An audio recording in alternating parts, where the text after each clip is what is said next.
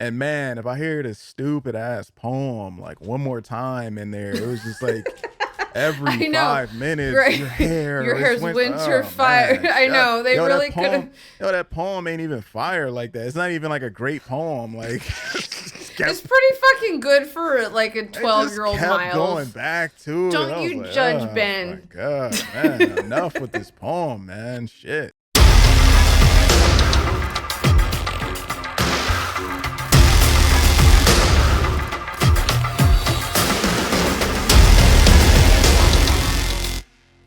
Hello, welcome to Survivor's Ed, How to Not Die First in a Horror Movie. I'm Chris, I'm Tawny. A mouse. and we are two blacks and a Mexican, and we all float down here. Hell yeah. We do. Float. This week we are talking about Stephen King's It, Chapter 1 and Chapter 2, the movies, not the books. It would be weird to just talk about two chapters of a book. The film's directed by Andy Muschietti that star a bunch of kids and a bunch of adults who get chased around by a clown played by Bill Skarsgård. And yeah, that's kind of it. And if you're not familiar with it, like, Google it. Probably like go somewhere else for a while because Yeah. you're Why not are in the you right here? place. Yeah. Not that we don't appreciate it, but like, why are you here if you've never heard of this? Exactly. So, without further ado, what is the situation in It, Chapter 1 and 2? Lordy. Like, okay, as somebody who, you know, my first exposure was the late the 90s miniseries on ABC, and then I read the book as an adult, and then the new films came out, and so that was sort of the sequence for me. But like the situation is that there is basically this if you're familiar with the term cosmic horror, you know, it's the idea that like the universe does not care about human beings, that it is ultimately indifferent to our suffering, and there are gods above us and below us who sort of play around with our fate. And the that sounds really huge, and this Yeah, is I why was like damn, that was in there. yes, absolutely. It's this. It is about cosmic horror. Like we have Yeah. and I'm not sorry. I'm like this. There's so much because when I first saw this thing, like I took it in as a child. Like I was like a child in 19 whatever. Like no, I was like 10 or something, and the miniseries came out, and everyone knew that at that point, like it was already clear that Tawny liked horror, right? Like I had I had grown up, and like the miniseries came out, and like people recorded it for me, and really what and as an adult what I've come to sort of realize is that what the movie's about is cosmic horror, is these forces in the universe that it's the idea of like humans sort of realizing that our existence is not meaningful in any sort of real existential way. And like there's this in the books, like there's the tortoise or the turtle. Like the turtle couldn't help us, right? Like the thing that brought us into existence was like died, and we're just sort of on our own. And whatever it is not. It doesn't have whatever its corporeal form is not especially relevant. But like what is relevant is that like there's this creeping terror that cannot be escaped. And like I think that's the dread of these books and of this story, like whichever way it's told, however many ways it's told, and I've watched and read every single way it's been told, and so I'm probably gonna scramble them a little bit. But like we have this entity that comes from outer space, and we see the scenes of it happening. It hits Earth, and it it takes up residence under the fictional town of Derry, Maine, which is a favorite Stephen King locale, right? Like Derry. And basically like sort of infects everything around it and about the town, like to the extent that like adults in the town like see horrible things happening and won't do anything, or sometimes even can't even see it. But because children have more active imaginations and more powerful imaginations, they're more prone to be victimized by, by this entity. And what this entity does is it eats fear, right? Like fear is delicious. Like it eats souls, it eats energy, it eats life energy, and it eats it through its dead light. And like what the movies are about are the time that these seven, and again, lucky seven, right? Like there's like, it's a holy number, right? Seven, like traditionally, these seven children come together, and because of fate and circumstance and natural born gifts and whatever else happens, like for whatever reason, are able to defeat this entity and drive it underground earlier than it's ready to go underground. And the entity like hates it and wants to get back at them. So it's the lucky seven that make this movie happen, and make the first movie happen. And then the way the story's told, like in the book, and it's been so long since I've read the book, but like I know it's a little bit more interspersed. And in both the 90s like TV miniseries and this series, it's more separated into like the child, like what they experience as children, and then what they experience as adults, even though there's some back and forth. But like, because of whatever it was that was bestowed on them as these children by this fucking random turtle, which, like, the turtle is let's talk, I don't know, we'll talk about the turtle. I know it's the turtle, it's the turtle. The turtle, what is the turtle? Maturine, right? Maturine. Like, the turtle is the creator of the universe, and because of like whatever gifts were bestowed on these children by the lucky number, and by their bonds to each other, and by the grace of the turtle, they were able to defeat the evil, and then they have to come back and fight it later. So that's my understanding. I know there's like a lot of fucking crazy shit, but let me just say that I'm so thankful that they cut the turtle out of the movie. Because there was already enough like stuff that was pretty ridiculous already, like in the movie to begin with. Like, well, it's just a lot, like it's a lot. Yeah, it was like, so I actually remember watching this as a kid. I know I feel like there was a time where I don't remember what year it was, but it came back out again on like television, where they showed the 2-part. I don't remember what year it was, but they showed it again.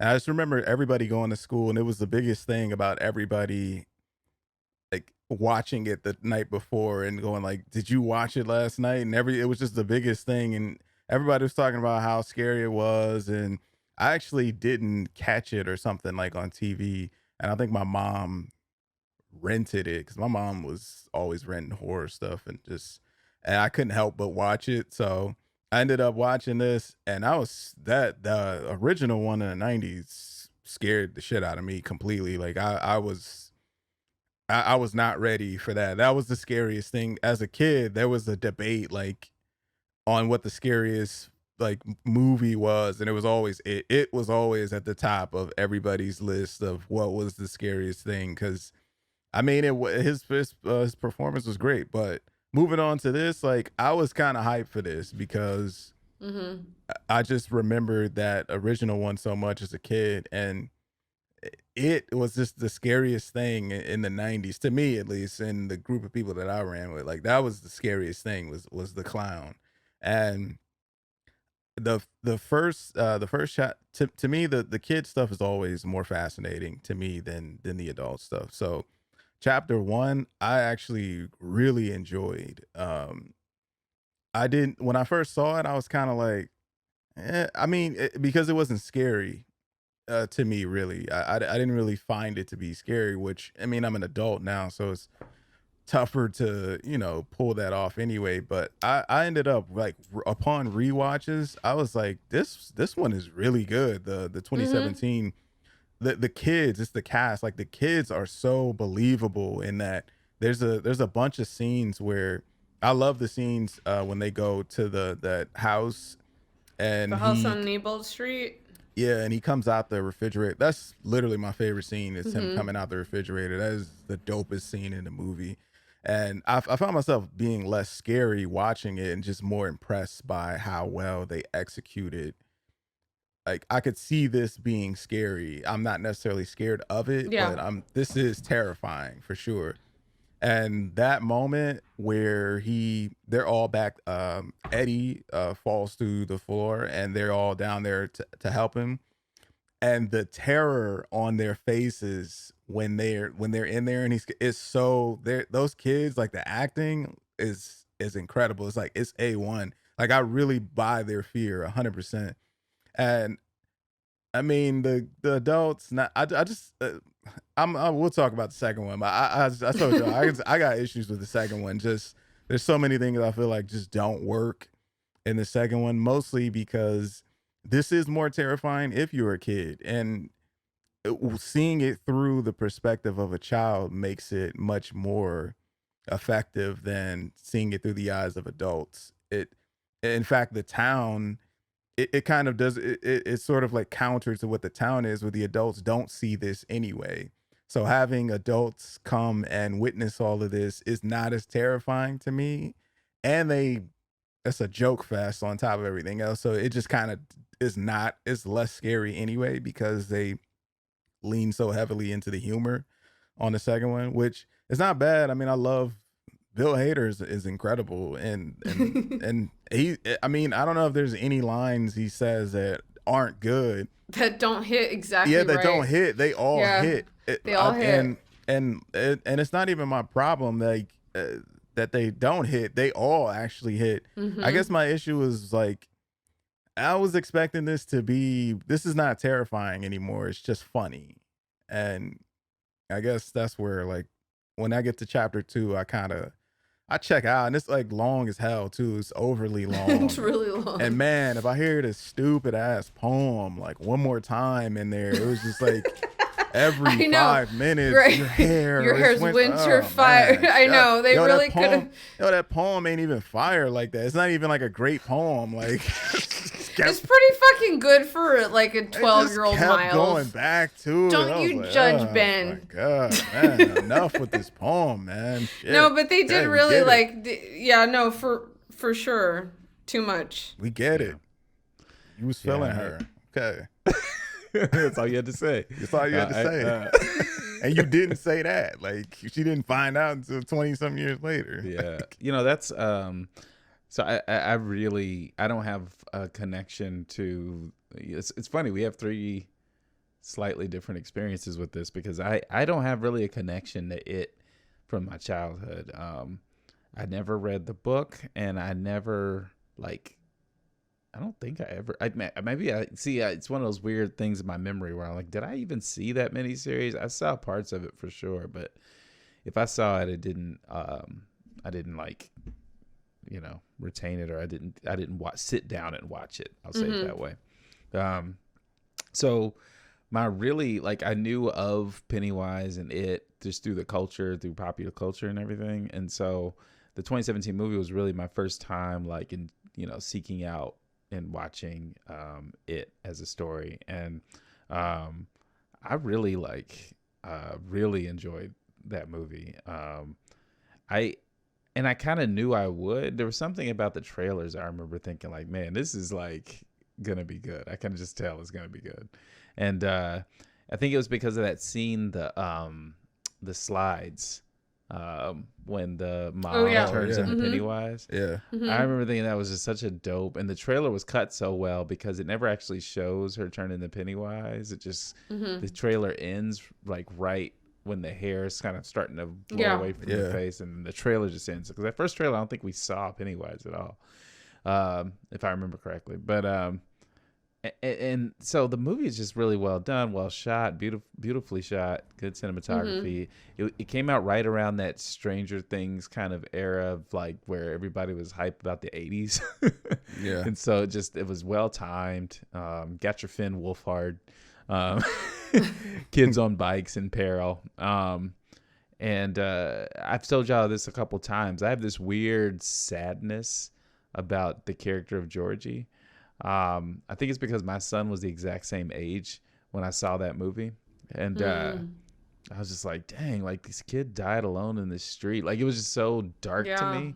And a lot of movies It are is afraid dark. to do that. You know, like It's a lot super of movies dark. will shy away from actually having a child Yeah. brutally murdered on screen in a way. I mean, not fully on screen, but on screen, right? So, an idea of like people being aware of it and choosing to turn away, like that woman on the porch. It You was just know, so dark, you know. in the so like the one of the things that surprised me about this version was that the choice to have Georgie disappear, right? Like so in the book and in the original movie, Georgie bleeds out right there on the street, and there's a policeman who comes and who like he's the first one to find the body or whatever, and he's like this one like glimmering hope of adult humanity like for the kids. Like he represents this sort of like one adult who like gives a shit about what happens to them and who's paying attention on any level.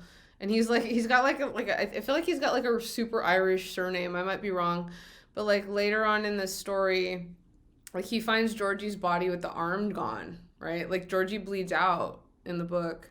He just dies on the street. And so there's no mystery as to like where he went or if he's alive or not. Like for the in the original movie he's just dead. And then later like the kids are playing in the Barrens or whatever. I think it's like when they're building the dam, and like that same officer shows up and he's like, "You guys get home, like get out of here."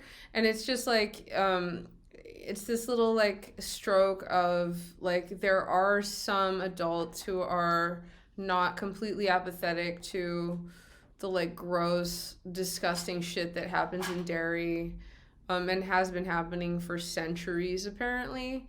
And there's something a little bit comforting about that, and it's just completely kind of missing from Yeah, this. no. I actually enjoy that that's Yeah, not there. I think that makes it even more terrifying from the child's perspective, knowing that yeah. because There's for nobody. a kid, seeing an adult it gives you some sort of a safety net, some sort of comfort.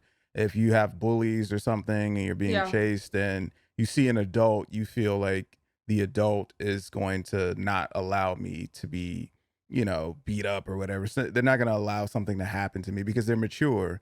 And to know that the adults are not going to save you is even more terrifying because we can't go to, and all their parents suck. Mm, So they can't go to their yeah. parents, their most, the parental, The people who are comfort supposed to that are have like their the back. closest. Yeah, they Yeah. they can't go to them. They can't go to any of the townspeople. And I like the mystery of Georgie, of the ambiguity of him thinking that he's still out there. Um, I love that. I love that. That's his motivation. That's why I was so kind of didn't. I was detached from the second film because the strongest thing in the first film was him, to me, feeling like his brother was still alive, and his motivation was he was afraid. They were all afraid, and I don't think he was ever not afraid, but he was just so he felt so bad that he had to find his brother by any means necessary. And I like that motivation. I loved his character. Like he was so believable because of that. And the rest of his friends are like, listen, man, we feel sorry that your brother got killed, but dude, this is not it. We do not want to do this. And I And that admire doesn't him. exist. Yeah, that Yeah. doesn't exist in any of the other narratives. Like in the book, Georgie Denbrough's arm gets ripped off and he bleeds out in the gutter, basically, right? And Like in the that's the yeah. thing that about this film that, again, not to harp on the second one again, I feel like they took liberties in this one to improve on maybe things that King wrote that weren't as strong to me. Because King is notoriously, not always the best writer. Like he Yeah, he has was in a some, weird place when he wrote it. yeah, But he he's has talked some, about that. yeah, he has some like really interesting concepts on things. But I mean, he pokes fun at himself for not being the best finisher of those things. And I think there's elements of his story that's a really compelling story. And you can tell that the director took a lot of good pieces and made the first film and decided to omit certain things that, like the whole thing with his bike was not a big thing. And True. which is The, great. And it's stupid that they try to force it in the second one because right. it wasn't a thing at all. It was like his bike was not important at all. Like, and it didn't need to be there. Just Well, take the yeah, bike right. out. And like in the book and in the ABC miniseries in the 90s, like that bike became the vehicle by which he restored his wife. And like his wife's introduced in the movie, in the second movie, in this movie.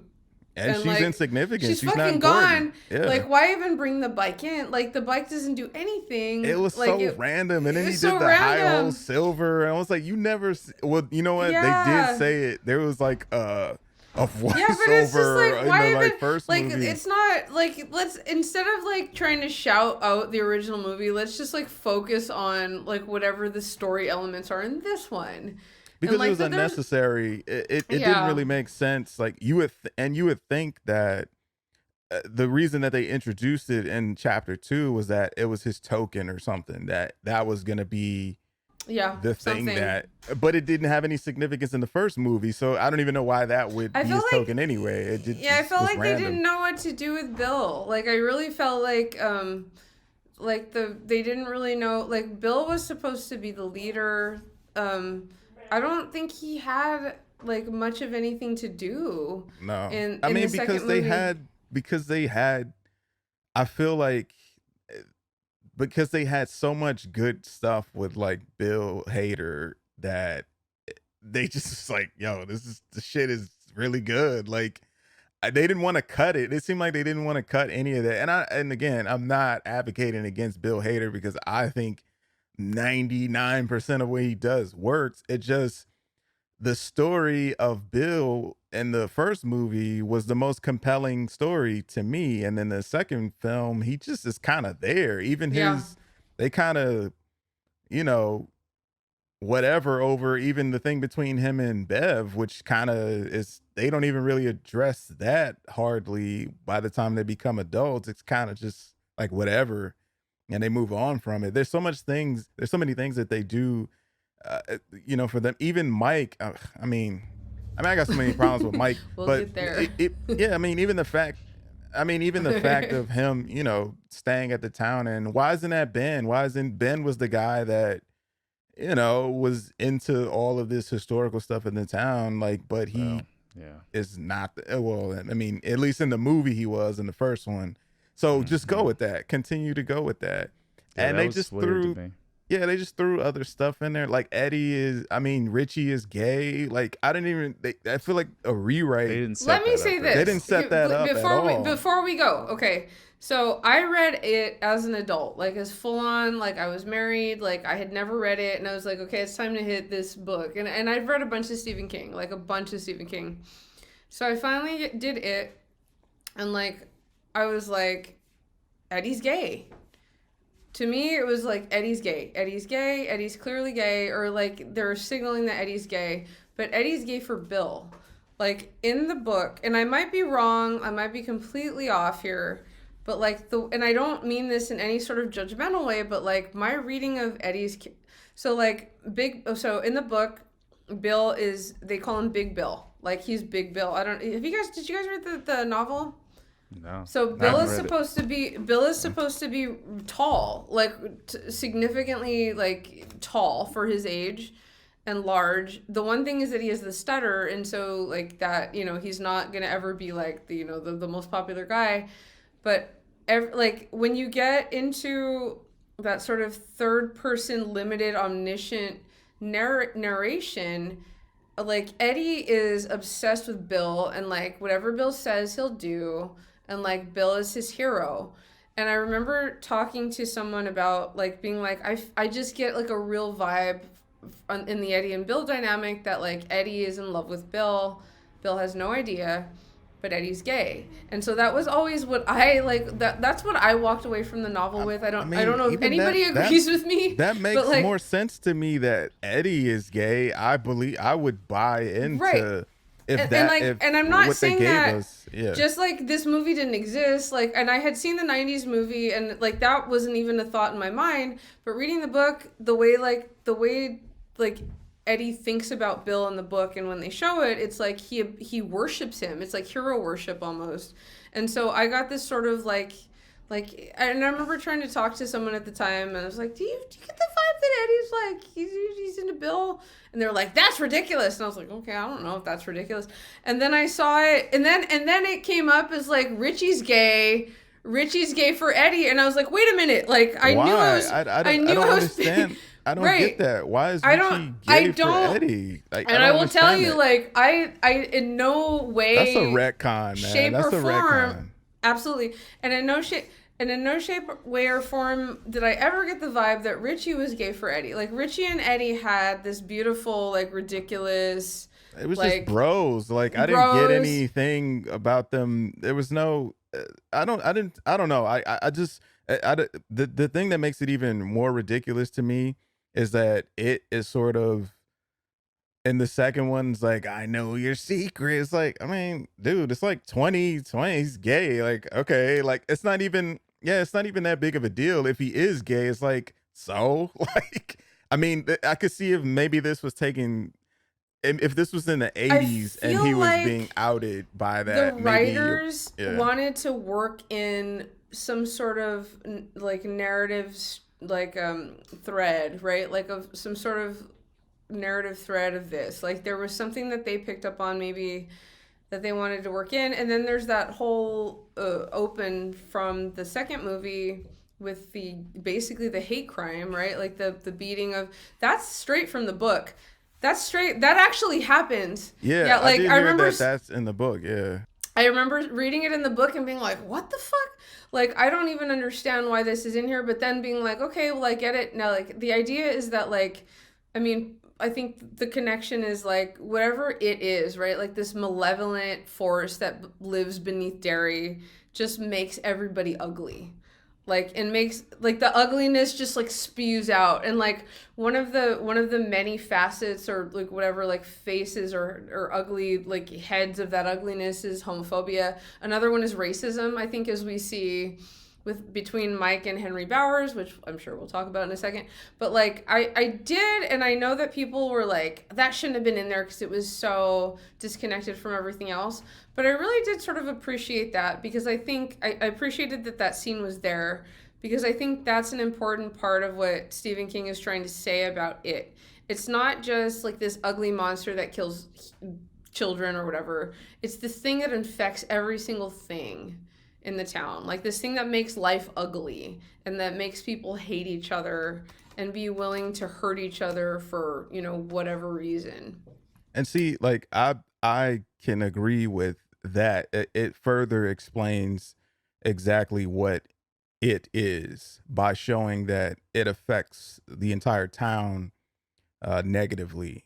That makes sense. What I don't understand is why then the actual clown eats this adult. He goes after kids. That's not even his MO. His thing is kids. No, like, he eats whatever. Well, I'm just saying, based off of what the movie has given us, based off of the movie, he's only gone after kids. And that's, kids are easier because they have better imaginations. That's right, because because the adult, yeah, they don't, like, because the adults really don't identify with there even being a quote unquote it. There is no it. There's nothing there. But to the kids, he's like the lady that sees Georgie or doesn't see Georgie, get his arm torn off and eaten. She's completely, complicit and oblivious to what's going on. The only body that even reacts is the cat. Which I think is funny because, like, is there something about cats, like, seeing people die? And, like, cause Stephen King loves cats. Stephen King loves cats. No, Stephen King loves cats. Like, just think back on, but, I think the idea is that, like, being on the margins is what maybe makes you able to see things more clearly. I get that, because they just never established that he goes after adults in the movie at all. He just only goes after kids from what we see in the movie. And even in the second one, I mean, he has a grudge against this specific group of kids because of what they did to him in the first movie. So that's why he's going, back and forth with them in the second one. But he's not trying to do anything to any other adults. He's just going after. He's a He does pedophile. though. He's a No, no, that's no. So, literally yeah. if you remember I think I mentioned the black spot, right? Like that was the so in the original story, like one of the original stories is Mike in the book. Mike and his father are very close, and Mike's father is the one who's the historian, and he's the one who tells him the story of this nightclub for black patrons called the Black Spot, where like they could go, and it was like just somebody's house or like a barn or something, and they could just go and like party, and like the burning down of the Black Spot and all the patrons that died in it like is very clearly one of the acts of Pennywise, or like one of the acts of it, right? Like it's related to it very clearly.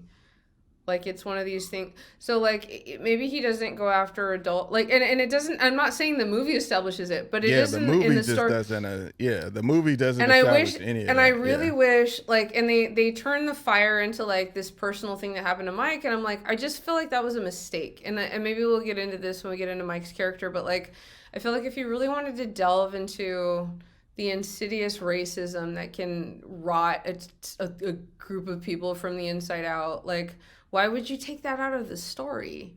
You know, like, I think the directors thought the most badass thing about this is this creepy ass clown, and we can, exploit that. I think that was and we have to throw some of King's stuff in here because it's his property.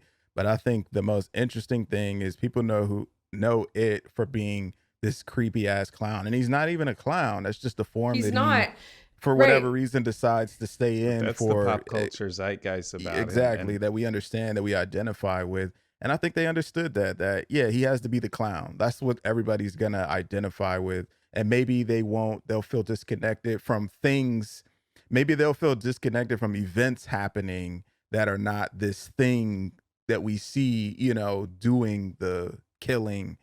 I can immediately associate that with, okay, it's the clown that's evil versus, this people dying for arbitrary reasons that's not connected to this actual individual. so I this feels like we're starting to shift in that direction anyway, so we're gonna pivot. But first, I just want to say, I think for me these movies do a lot of things that it's hard for a director to take a piece. That novel is huge, and there's a lot in it. And unless he was gonna make like 5 movies, I don't think he was gonna get to all the lore that King built in that world. Yeah. I think the first movie of these 2 is a complete story. Yep. The way that it's told. Yep. There's nothing like I could watch that movie and not need to see anything else. Because of the way that he tells that story. And it's got, to me, my favorite moments across the 2 movies are all of them are in the first one. My favorite scene has been in the library, that creepy librarian behind him. Oh yeah, just standing behind him. Such an unsettling. It's one of the few things I've seen in like modern horror that really like has unsettled me in that way. And I think, in truth, I actually think that the tone of both movies is pretty much exactly the same. Mm-hmm. Like, Miles, you mentioned the humor in the second one. I think there's a lot of humor in the first one, but because of the setting and because of the kids, it sort of blends better, maybe, of that tension and release that you get from the comedy and the tension and release you get from the horror. Whereas in the second movie, I think because... and I think we talked about this in the text chat, like there's something to me that feels like the adults are just very, very, very similar to how they are as kids, particularly Eddie and Richie. They're very similar to how they were as kids in a lot of ways.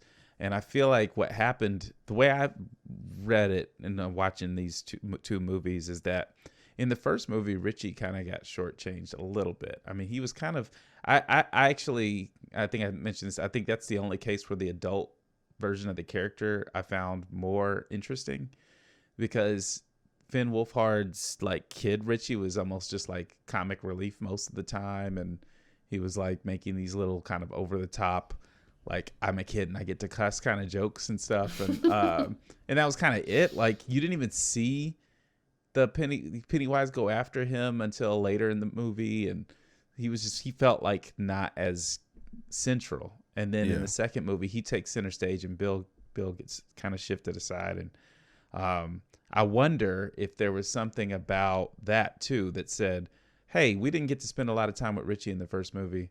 Let's figure out an arc or something we can do with him. And these things started to come out of it, because it did. It felt like he suddenly became a more central character. And in the first movie, like upon rewatch, I was like, yeah, he's really not doing a lot Absolutely. here. It's really fascinating because like Bill is supposed to be the central character in these movies, and he just really kind of disappears to the point that like you know, when he's in the house of mirrors or whatever, and he's like, you guys, I'm gonna follow this kid, and it's just like, I don't like, so I dumb. barely Like, I don't even like, know what's where. I don't even care about anything he's I doing. kind of barely care. And here's the thing: it's like I love James McAvoy. Like Yeah, same. I love James Yeah, he's McAvoy. dope. Super dope. Did not like Bill did almost nothing for me, and it was I just think like he was miscast for this. Honestly, it was. like, I don't know if it was that was miscast so much as like what Chris was just- saying was that like they decided to focus on Richie, and like that was it just made this. And I'm not saying it was bad or like a mistake even, but like it just had the effect of completely eclipsing anything Bill could ever offer, because Bill's completely boring next to, I mean, fake Bill is completely boring next to real Bill. Like real Bill is hilarious. And I just think, and like, I think what I had written to you guys a couple of weeks ago was like the first movie works really well because you're sort of in the realm of childhood. You're in the realm of imagination. Yeah. Anything can happen. There's nothing that's ridiculous. And then like you get there, these people are all like 40 years old or like what, I don't know, younger than me. And I'm like, you know, I'm fucking old now, but like younger than me. And they're coming back. And like, I remember like I texted you guys, there's the moment in the original miniseries with John Ritter as Ben and like Annette O'Toole as Bev, where like it's Pennywise, and then Pennywise tricks Ben into kissing him, and he goes, "Kiss me, fat boy." And then like there's another scene where like Ben and Bev are really, it's actually the real Bev, and they start kind of making out. And Ben pushes back and goes, "Damn it, Bev, is that you in there or is that the clown?" And like every single time I see that scene, I'm like, that's the most ridiculous possible dialogue I can imagine. And I just think like there's a certain ridiculousness about the fact that these grown ass people have to come back and deal with a clown that's fucking with them and trying to scare them. And it just makes it weird. And I don't know if the second half of it will ever be scary. I don't think it was to me even at the time. It just dies. You know? It doesn't work as well. And like what you were saying, Chris, like I agree. There's like humor in the first movie, where there's just tension and release. The problem is that there's no tension in the second movie. Where's the tension at in the second movie? I don't mind it. Like, it doesn't need to be that scary for me. I mean, it like, doesn't need to be, but what I'm saying is like the tension release works if you have both. If you don't have tension and you just have comedy, then it just feels like there's just jokes. There's not really a ton of things happening in the second film that are as intense as what like I'm not necessarily afraid or scared in the first movie. But I am fearful for those kids by what they're witnessing in the first movie in certain occasions. I'm not fearful of anything that happens. To the thing in the second movie that's the most creepy is Bauer stabbing Eddie in the face out of nowhere, which is jarring. But just in terms of which is also somehow the funniest scene in the movie. Yeah, that turns everything kind of turns into a joke. Anything turns into a joke in the second one. And like you said, like Tawny, it makes no sense that these grown-ass adults, first of all, if you calling me, I haven't talked to you in 27 years. But we did cut our palms open, Miles, because Again, I know that you would do that. Cut. Yep, exactly.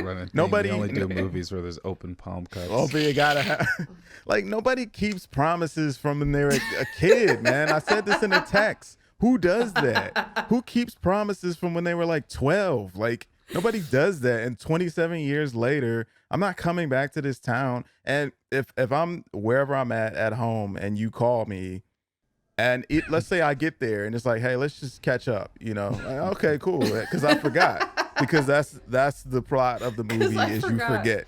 Yeah, you forget. You don't remember what happened. Cool. Let's meet up. Let's have some dinner. Chinese restaurant. Okay, we're all, you know, just hanging out, having a good time, catching up with some old friends. Yeah, I've done that before. But the moment I do start to remember, and I'm like, wait a minute. Ain't this where that clown shit was happening at before? Like, oh, wait, hold on. Like, nah, hey, let's get this, how we gonna split this bill? Like, yeah. There's a baby pterodactyl in my fortune cookie. There's like a baby. What are we doing here? Like, why are we here? Why are we here to stop this? I don't want to stop this. I was somewhere else. What are you talking about? So even all of that, go ahead, Chris. I'm sorry. I was gonna pivot us because we gotta pivot. We're to that section of the show where we check in on our people of color called "You Good, Homie," and we have one person of color really to check in on, and that's Mike Hanlon,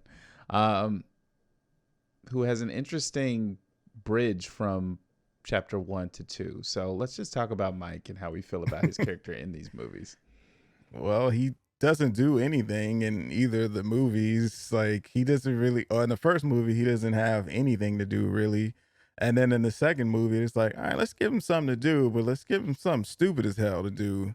Like, because I have so many questions about Mike. Yeah. My overwhelming feeling, again, having experienced the book, the original miniseries, and now this one, is like, no one quite knows what to do with this person. Like, and I keep reading, like, King did such a much more masterful job. And I'm like, I read that book, and like, there were things.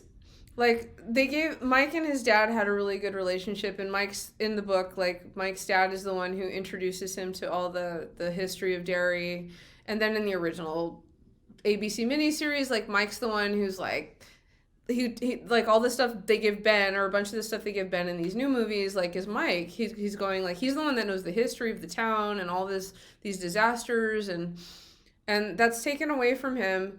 And I swear to God, and I tried to look this up, but I couldn't find it. But like, I swear to God, they make one of these versions, Mike is like a heroin addict.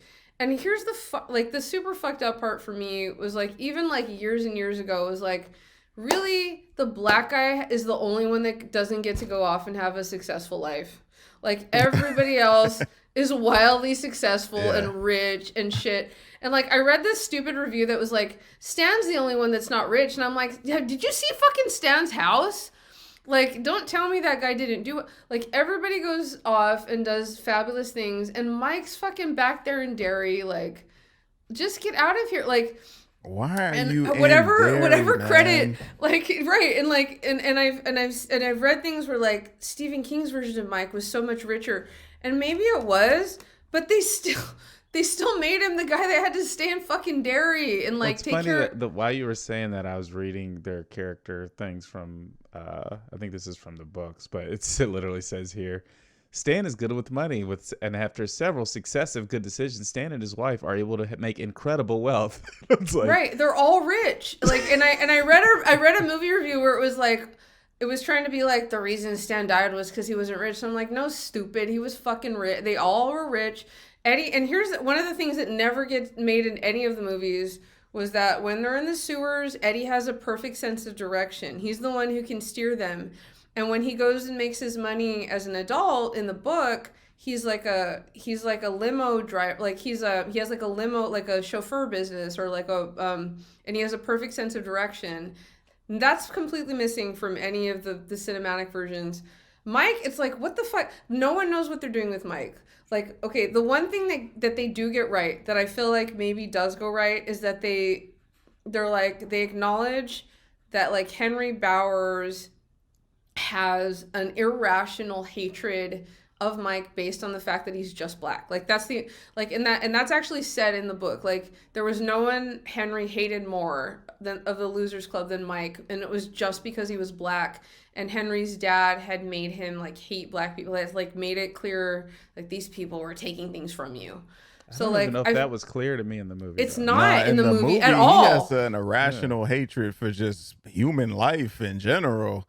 It was like carving this name into Ben's stomach. You see him drive up on him in the alley. Like, you see a couple of things, but it's not made clear enough that like this motherfucker's a scared little pussy racist who hates Mike because Mike's black. No, And they like didn't that address race in they all should of the movies. and that was what the whole black spot was about. Was like the black spot that happened because of racial animus, and that was one of the things that it made the people do. Like, and it was like not like all that stuff got lost, and I just felt like it could have been so much like those. But I think that the story can exist without that. I just think like what you said, Chris. Interesting. It is, but what I'll say, Chris, like I agree. The second movie is unnecessary. It's complete. It's a completed story after the first movie. There's nothing else that needs to happen, and I don't even need to see Mike. First of all, the mistake that they made is writing a black character in Maine. There's no black. It's just like ain't nobody black in Maine. I really feel like they just didn't know what to do with them.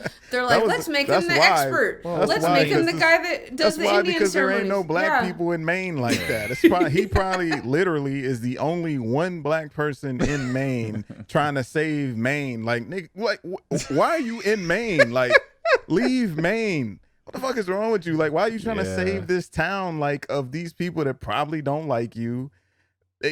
They probably don't even realize that you're there. You're the one black person in this entire town, and you're sitting here trying to save this town. That's a shitty town on top of everything else. It's not even a good. It's not even like a good town. Why did it have to be Mike that stayed behind? Like, why did it have to be Mike that stayed behind? Like, of all the other characters, I just don't even understand for him, even outside of the clown attacking him. You're the only black person in this town. Why are you still here? Like I could see your parents grew up here, whatever the case is. But why would you stay here? There's nobody else here that looks like you at all. Like, and it's a really small, like, kind of hit it's that town. but it's I think it's got a touch of magical Negro. Like, and Mike is the one in the movie, not the book, and I forget the book. I know they do some weird shit in the book, but he's the one who goes and like touches base with the magical indigenous people, right? Like, like he can understand them, like. And right, and he lied, and then here we go. And then he lied, and that was such a weird thing. Character of color lying to everybody about coming back to this town. So weird. Tricking them into doing this ritual that didn't work. Yeah. In the book, they like don't even the ritual of Chud is like a shout out to this thing that happens in the book when they're kids. And they're like, let's fucking put smoke in our little underground thing and like see if we hallucinate. And like, I can't even remember which character. I feel like it's like Richie and Mike maybe who like are able to see the vision of the fucking thing landing on Earth. But like, there's like that. There's no like there's no tribe. Like there's no like anyone pretending that this is like tied to any cultural thing. This is like a bunch of kids fucking around being like, let's do what the Indians did. Well, and Stephen King loves Indian. He absolutely does. So, magical Indians. Yeah. So I Mike feels like two different characters to me from one movie to the next, and that was to me the disconnect. Film is, and I feel like that really just did him a disservice as a character because he did have a little bit of an arc in the first movie. It wasn't to me a very strong arc, but it's a little bit of an arc in that, like, you know, his grandpa says that thing to him at the beginning. Mm-hmm. That makes no sense. Is it his uncle or grandfather? It's his grandfather. I didn't understand that line. I didn't understand it's the like point this of it. idea that you're either the one. It's basically like you're the one doing the killing or the one getting killed, and then he like ends with being the one doing the killing, but he didn't kill him. Why is that a lesson that he needed to learn? I didn't understand that. It was just a weird like thing, and then like I guess it was like his rite of passage of like somehow becoming. I don't know. So then we have movie 2 where, okay, well, if the whole idea is that he sort of was becoming a man and coming into his own, but then like he's still a slave to this town. And he's calling all these white people, being like, "You gotta come back and save it." But he, you know, to him, it's all so present, you know, and it does feel off that he would be the one to stay behind and call them and stuff. Like you'd have to. I guess my biggest issue with these movies, like the way that they're structured, is that there's a lot of things that happen in the second chapter that aren't really set up in the first one. Like Or you don't really earned. They're set not up. earned. You didn't set up Yeah. Mike being the one to stay. But like if there was Yeah. just something there around what would Yeah. compel him to stay, even if it was like the farm thing or something like oh like He take care of my his family. grandfather, family Well, got sick, whatever. in the Come up with originals- something that is there, In the and then story, hold like, on to that. he had this like beautiful relationship with his father, like where his father was like an amateur historian, and that's the reason he took over the library. But they completely took that away in the In the movies. first movie, they gave that to Ben. So And They I'm gave it to cool with Ben. them. I'm cool with that being Ben. Yeah. Just make it Ben. Fine. Okay. Right. He took But his make it part. Ben then, Fine. yeah. Make it Ben. And then- Make it Ben that stays behind and he stays One of in the Derry. things- And that one of makes the things sense. I read that was like, I thought a little bit interesting was like, it's supposed to sort of capture or depict in some ways like the idea of people of color being aware of things that are happening and being the ones who are sounding the alarm, right? Like people of color being like, this is happening, like I'm not crazy. And I'm like, but did you have to make him seem so crazy? Like, did you have to make it so that like everybody was living this wonderful life or this normal life? I don't know. It just seems like Yeah, because there it's were ruinous. there were like there were things that were there were like really big cool ideas that were glanced at but never fully realized. And I think if you were going to do that with Mike and make this statement about how it was the one person of color in the group who's able to see the evil that's happening and point it out and bring everybody back, then make it about then make it clearer that that's what that is, as opposed to being like, and then like they're like, Mike lied to us and he's crazy, and like that's that's kind of like, I mean, because that's the way he's comes off. He is Yeah. crazy. Like, why are you here still in this town? It makes no sense why you would be here. If, again, rewrite it. Ben stayed in Derry. He was obsessed with this stuff. If you're going to make all the other characters the exact same person that they were as kids, then make Ben the same person that he was as a kid. Like, make him, like, don't retcon and tell me that he built them an underground base because he was into architecture and that's how you, that didn't happen. but don't He was give that. some I kid- just feel like Yeah, let don't- Mike don't- have don't that. have And that. but like Don't- let's have a Mike that's like really like the only fucking black kid in Derry, and like have and show the burden of that, and not have it be like some weird thing that's never named, like, or that's never fully acknowledged, or that's never like really like give us that's- that then, That's a product of white guy writing. Yeah. Black. Yeah, they didn't want to. I mean, I don't think they wanted to go there and address that. Which again, I'm cool with. Fine, don't address it. I don't care. But don't tell me that this guy wanted to stay in Derry because Don't I don't half-ass understand it. why he would. Yeah, I don't understand why he would want to do that because it doesn't make sense to the character that you gave me the first time. I'm Yeah. only going off of what you gave me, and what you gave me in the first movie. There's nothing about this kid that tells me that when he grows up. He would loves stay Derry here. so much. I He's gonna yeah, I stay don't. here. Yeah. There's Especially when you nothing make a that would. point of having everyone else leave. Yeah, Like, like, if more kids stayed, it'd be like, okay, well, but yeah, I would get yeah. that. It just made sense to me to have Ben stay, and then maybe Ben gets killed or something because he's waiting on it, and he tries to. Maybe that's what happens at the beginning is he gets killed for trying to help some kid or something, and because he's there obsessed with it, and then they come back because Ben died. Like, don't tell me that Mike is just here and calls up everybody like, "Hey, y'all, come back. It's been 27 years." Like, oh, okay, like, well, no, Yeah, I it's- decline. I would have And hung up the he's phone. the Like, he's the last one to join, like he joins and it's like this convenient like vehicle of exposition of the town's history. Like there's not yeah, he's very separate from the group in that first movie. Yeah, and it's he's just- he's homeschooled too. They make it known that he's Yeah. not even Mm-hmm. at school with them. He's a part of the homeschool, which he didn't really have that much. He was kind of like Winston, like he was just kind of, he just came in at the end, and yeah, he's a Ghostbuster too. I mean, Just literally, like Yes, he literally, totally. Totally. He literally is Winston. He just comes in Absolutely. at the end, and yeah, which in which in fairness, that's kind of Mike how kids become Zedemark. friends. It's kind of realistic. That is how Yeah. kids become friends, is they bond over some random thing, and then now they're like cool. But It just felt, yeah, it felt like yeah. this is what I said, like it felt like no one knew what to do with him, and it was just like a half measure of like, let's try to acknowledge that like the burden of like being the bearer of truth is often on someone of color, right? Like I feel like there is an attempt at acknowledging that, but it doesn't come through in an effective way, and I just want that more. Like I want it. Like if Mike's gonna be in there and he's gonna be the historian and he's gonna be the one who stays behind, then let's make clear why that is in terms of like criticizing society, and not just make it like, oh, he just happens to be the one who was interested in history. Like that's stupid. Like Mike Which could have gone wasn't up even the case in the movie. right. Yeah, at all. You know what? Right. Not to And cut if you like off. if I'm all thinking these right.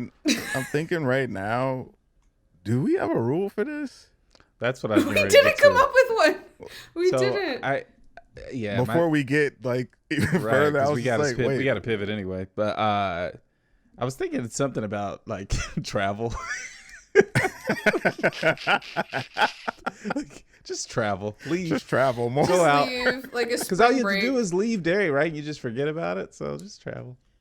Yeah, if he would have left, he wouldn't have remembered any of this. He would have gone on, and they would have all just lived productive lives. And well, there was something with Bev where she knew when they were gonna die or something. That was so dumb. Like, I'm But sorry. she, Like, but another but failure. she forgot that too, though, because she wasn't aware. No, like she wasn't aware of that, right? Another Until she went back. failure, like another complete failure of the movie. Like, get that out of here. Like, Bev gets kidnapped and they go save her. Get the fuck out of here. No way. Like, get the fuck out. Like I mean, no, I didn't not even mind that. close. Again, the stuff that happened in she the saw first everyone movie, die. No, get out. I don't mind the stuff that happened in the first movie. But you telling me that she knows when they're gonna die? It doesn't really play any No. type of role in the second film at No, all. it's like it's I don't feel like tossed they in. really. I don't feel like they really know what to do with any of these characters besides Richie. Like, I mean, Ben is pointless. Ben is pointless in the second one. He just comes in and says stuff periodically in this stupid poem.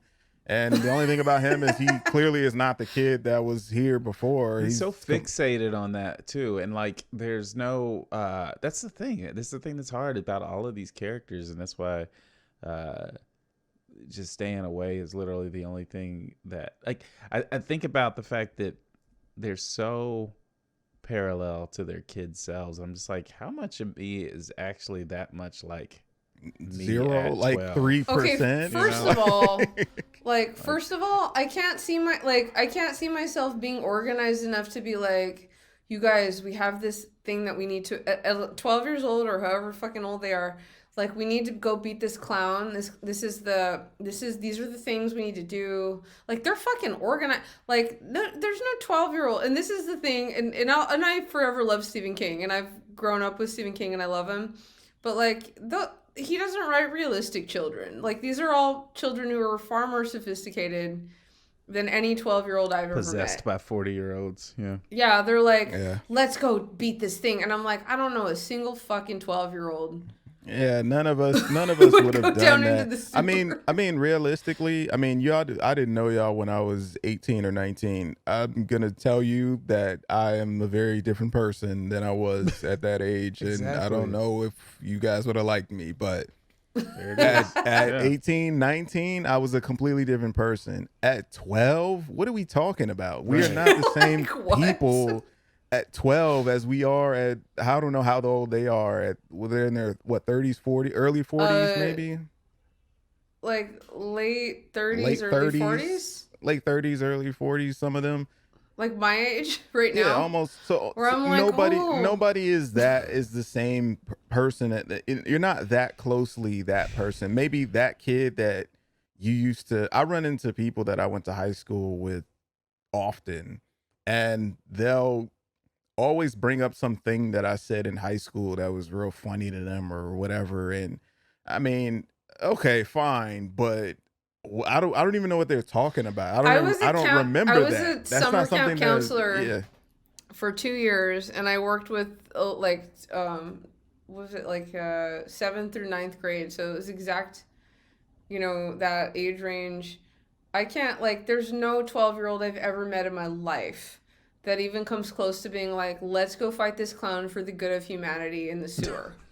Like, it's just not You know what it a is? It's thing. I think that's the disconnect too, is that age. Like, I could almost more likely see some 8-year-olds doing that than some 12-year-olds. You know what I mean? 12-year-olds are Because like just Yeah, that's 12 when year you're olds ain't 8. going. When you're 8, you still think you still good and think evil. things are magical, Yeah. and you still think like about You could have heroes. powers or Yeah, something. yeah. Yeah. Once you get to a certain age, you start to once you get to a certain age, you start to like think of Get jaded. Of boning. Yeah, seriously. This is what this group would have been Of like like that. how I know bad that my breakout is right now, of like yeah. my armpit smell, like of a and I million mean, other. I know they cut that out of the book, which I'm glad because I didn't need to see that, the weird orgy scene. But It's so however, weird. however, at 12, I would have been more concerned with hooking up with Bev than I would be trying to find this intergalactic crustacean clown or whatever in the sewers. Like, I would have been way more interested in trying to holler at Bev than I would be Well, interested in it's trying to important. find it. There is an implication that Ben is partially motivated by that in the first movie, but it's still like, yeah, it's Yeah, you could tell he likes her. Like, I mean, that's clear because he's new. Like, nobody, right, she's the right. only person that was really nice to him, like out of nowhere. And a pretty And she's girl is pretty, nice to yeah. you when you're a kid, and you're new. Yeah, you're gonna latch on to that, which makes And it's sense. fine, yeah, and it's fine to I mean, that's obviously going to be part of the subtext of any story you tell about that age group. But I think like and I think this is what, like, and as somebody who loves and enjoys these stories, and who absolutely enjoyed the second part for all of its humor, like, I don't think this is a serious story. I remember being scared by the original miniseries as a child. I read the book as an adult, was not scared at all.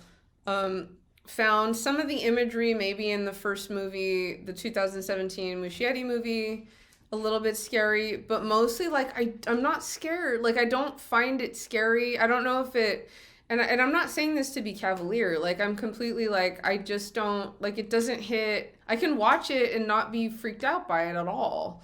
It's And not I really think scary. Yeah, it's not scary. Like, if there's something else happening that makes it compelling, and I'm not gonna try to take that away from it. And I think there's a thing to be said about childhood terrors and confronting them. And I think that's really what this movie is about, is confronting the things that have terrorized you your whole life. But I don't think the second movie is scary at all. It's highly entertaining, and I love Bill Hader's performance and value it. But like, yeah, like, I don't know if this work. Like, I think I think it's just like a fundamental flaw of the material, that like, you can't tell a story about adults that are scared of a clown and have it be super believable, you know? yeah. That's why you kind of have to. Uh, there's so much stuff, and I've only from hearsay heard about things that are in the book. There's so much stuff that's unshootable in that book. Yeah. It's not filmable. You can't film that. There's no way to Mm-hmm. film that believably where it translate to screen. It works in the medium that it was created for. And the things that they do, I think that's why the first film is, for me, more successful, is because they took a lot of what does work about that story, and I feel like they executed it better than they did in the second one, because like you said, Tawny, this doesn't make sense for adults. That's why you cut Mm-hmm. that out. Don't even shoot it. Don't do it. You already cut other things out that didn't work Mm-hmm. for the film. Cut that out. Like, that part of the story we don't care about. This part works the best. Just shoot that. And I know they made a bunch of money, so it's like, all right, we got to make a second one. And this, just give them some different kids. Make them go after some different Yeah, kids. Like, or I don't make it even need to about, see these other kids. Like, it could right, be, make it yeah. make it more about like the kids that are in danger. I remember like reading the book and being like, are you fucking kidding me? A Paul Bunyan statue? This Paul Bunyan statue is the scary thing. And being like, there's no way that's going to be in the movie. And then it was, and I was like, It just doesn't work. Now, some of the I will say, nobody's like, scared of this. Like, no one finds it scary. I will say, while I wasn't scared necessarily, there's just some dope scares in the first movie. Like you saying, Chris, the projector scene, super dope. Love that. Even the one of my favorite is when Bill goes down in the basement and he's got the puppet of Georgie. That shit is incredible. I love that scene. Like, it's super. I'm not scared of it, but it's an effective scene. Like, it's shot well. Like, it is creepy. Like, it works. Like, there's a bunch of those scares. Yeah, Some of the other painting scares, is pretty good. yeah, the leper was kind of like there was a lot of him playing with his food a lot, where he's never as aggressive as he was with Georgie at the beginning, where he plays with Georgie for a second and then he's like, all right, I'm eating this kid. The rest of them, he's just kind of scaring them a bunch for a long time and never really takes his stab at them. So it there's some cool ones in there, and then there's like, okay, that's enough. We've where it's just like for the sake of itself, sort of thing. Doing it where you're again. just like, Yeah. Well, I don't know if we circled around a hard rule, but you know what? It's fine. Don't travel. Be safe. And stay, I mean, like, come on. Don't go to Derry. Like, why are you in Derry? Get out of fuck Derry. out of your hometown. Don't be the only black person in Maine. Like, there's certain towns I like that rule that you just say, yeah, I'm good. I mean, I know, Tawny, you probably haven't watched WandaVision, but that's a town where I'm just like, why would I be whack there to begin with? Yeah, anyway. that town ain't for me. That town ain't for me to be there. Like, it's just, I wouldn't live there. So I think we did it, though. We had a good conversation about these movies. Tawny brought a wealth of knowledge about the books. I'm sorry. The book that inspired. I don't even remember it that well, to be honest. And, you seem to remember it quite well. You seem quite well there.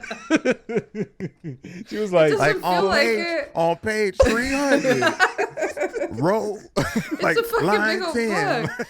He pulled a George R.R. Martin. There's a funny clip of him where he's talking about Game of Thrones, but he keeps saying in the books, and they put a little counter for the amount of times he says in the books. He's like, in the books. I'm sorry.